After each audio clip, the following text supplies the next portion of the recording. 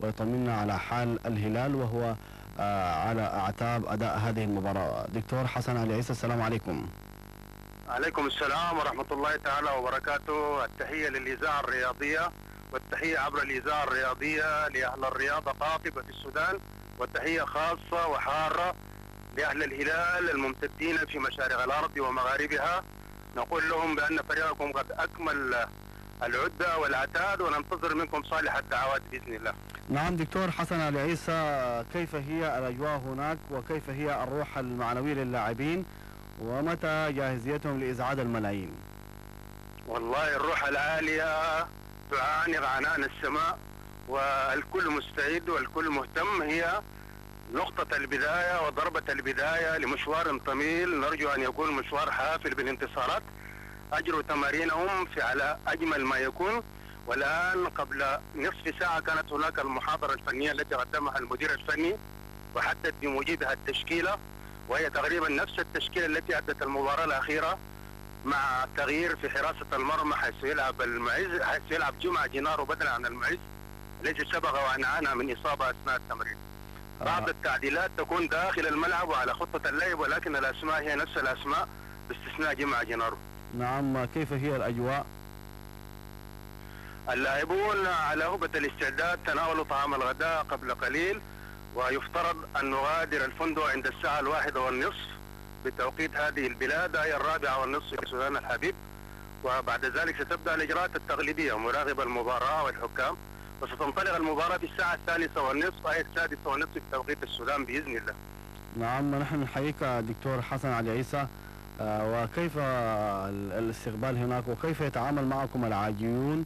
عرفنا أنهم استقبلوكم استقبال طيب وهيئوا لكم كل الظروف. الله يحيي كل الظروف، وهذا دين على أعناقنا، وأهل الهلال أهل الوفاء. إن شاء الله عندما يصلوا إلى السودان سنعاملهم بالمثل بل وبأفضل مما عملون به. وهذه المعاملة ناتجة إلى معرفتهم بمكانة الهلال في إفريقيا وشأنه العظيم. يعرفون كل كبيرة وصغيرة عن الهلال، متى تعادلوا معه ومتى انتصر عليهم 4-0. فالعاجيون يعرفون الهلال بأنه فريق له شأنه في القارة، ومن هنا كان الاحترام وكان التقدير وكان الاهتمام. نعم، إذا كان من كلمة أخيرة للغطاء الرياضي العريض والغطاء الهلالي الذي هو يعني قلق على حال البعثة ويتوق لنصر هلالي مستحق إن شاء الله دكتور. والله الهلال أكمل عدته وجاهزيته لهذه المباراة، وهي مباراة مهمة، والهلال سفير وله قاعدته الممتدة في مشارق الأرض ومغاربها. لقينا مكالمات من كندا ومن استراليا ومن كل أرجاء المعمورة تطالب بالأداء الجاد، وهذا ما سيقوم به اللاعبون وهم على قدر المسؤولية بإذن الله. كل ما نطلبه من جمهورنا الكريم ومن أهل الهلال العظماء هو أن لا يبخلوا على فريقهم بالدعاء وصالح الدعاء بإذن الله. نعم، قبل لحظات التقينا بالأستاذ محمد أحمد بحر الأمين العام، يعني ذكر أنه ساحل العاج لا يتواجد بها سودانيون. هل سيؤثر ذلك على الفرقة الهلالية؟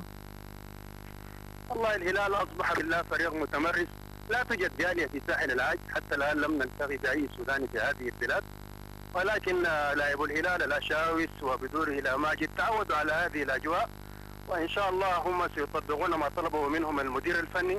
والدعوات قد تتجاوز المسافات والأماكن، فننتظر الدعاء. إن لم يكونوا حضورا بأبدانهم فليكونوا معنا بقلوبهم وبدعائهم.